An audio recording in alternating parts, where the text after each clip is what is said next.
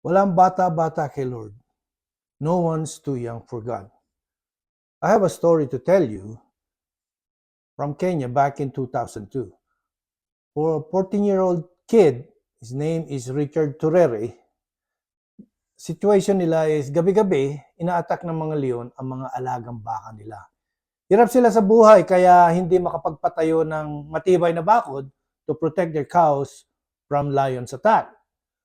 Pero ito si Richard, kahit bata pa, gumamit ng lumang flashlight, baterya at solar panels para gumawa ng lion lights. Lion lights na ito'y gumagalaw-galaw na ang ilaw para kaya parang may tao doon sa mga bakang iniilawan nito. Natakot ang mga leon, na-trick sila na akala nila meron taong nagbabantay, so hindi nagkaroon sila ng problema ng at lions attack.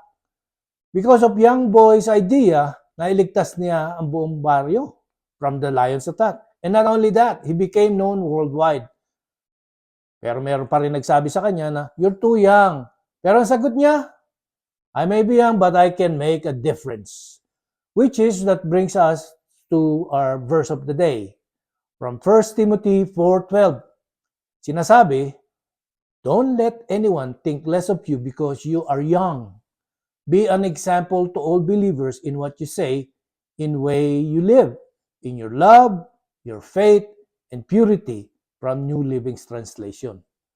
Ang teksto natin is si Timothy ay batang leader ng early church. Bata pa siya, pero ginamit siya ni Lord. And Paul reminded him, age doesn't matter when it comes to God's purpose. Katulad din ni King David, as a young shepherd, siya mismo ang pumatay kay Goliath kahit na napakabata niya. Hindi nga siya magkasya sa mga armor at hindi rin siya makagamit ng espada dahil yung espada mas mahaba pa kaysa sa kanya. Ginamit niya lang is a slingshot o tirador. We have to be an example in speech. Ang words natin parang buto, seeds. Kapag maganda sinabi mo, tumutubo ito ng pag-asa. Pero kapag harsh or negative ang sinabi natin, tumutubo ang pain. Proverbs 18:21 says, life and death are in the power of the tongue. Nasa dila. Kaya kahit good morning lang o simpleng salamat, pwedeng bumago ng buong araw ng isang tao. We have to be an example in our conduct sa gawa natin. Ang behavior natin, parang movie trailer yan. Bago pa nila mapanood ang buong pelikula ng buhay mo, may idea na sila kung sino ka. Philippians 1:27 says, live your life in a way that honors the gospel of Christ. Ito ang tanong, kapag nakita ka ng kapitbahay mo, masasabi ba nila, uy, mabait yan, Kristiyano yan, o baka, born again pala yan, bakit ganyan ang ugali niyan? We have to be an example in love. Sabi ni Jesus sa John 13:35, by this everyone will know that you are my disciples if you love one another. Ang tunay na Kristiyano hindi lang mahusay sa quote ng verses. Dapat marunong ding magmahal.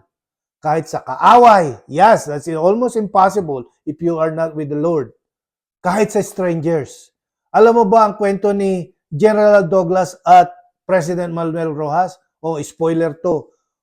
Noong Second World War, ang kwento ni na General Douglas MacArthur at President Rojas, may mga Pilipinong galit kay Rojas dahil nakipag-cooperate siya sa mga Hapon. Pagbalik ni MacArthur, gustong ipakulong ng iba si Rojas. Ano ang ginawa niya? Anong ginawa ni MacArthur? Pinatawad niya. Hindi lang yun, tinulungan pa ni Rojas na maging presidente ng Pilipinas. Doing the act of forgiveness, love, grace. As they say, real love doesn't seek revenge, it seeks peace.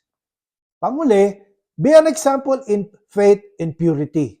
Minsan mahirap magtiwala kay Lord, lalo na kapag may problema. Pero sabi sa Hebrews 11:1, faith in confidence is what we hope for and assurance in what we do not see. At ang purity, hindi lang ito tungkol sa panlabas. It's about your mind, in your heart. Kapag malinis ang puso mo at tapat ka kay Lord, magagamit ka niya powerfully, malakas, effective. Timothy 2:21 says, 2 Timothy 2:21, those who clean themselves will be instrument for special purpose. Panghuling closing story ko sa inyo is sa Davao, may isang pastor, 16 years old lang siya, pangalan niya si Pastor Jelmer. Noong una, sabi na matatanda, bata pa yan, alam ba niya yan? Pero hindi siya nagpahadlang, nag-umpisa siyang simple Bible study sa mga kabataan. Pero hindi nagpahadlang sa kanya yon. Ngayon, meron na siyang malaking church at daan-daang kabataan ang nakakilala at nasagip niya patungo kay Jesus. Kaya, hindi niya hinayaang maliitin siya dahil sa kanyang edad. Mga kapatid, maybe you're too young. Maybe you feel you're too small or not ready. But let me tell you this. Don't be afraid. Don't look down on yourself. Don't let anyone look down on you. Let your life show that Jesus lives in you. Walang bata-bata kay Lord. Wala rin kahit na ikaw'y matanda o bata. Basta ang puso natin ay nakalaan para kay Lord, you are doing God's will. Hanggang sa muli, mga kapatid. God bless.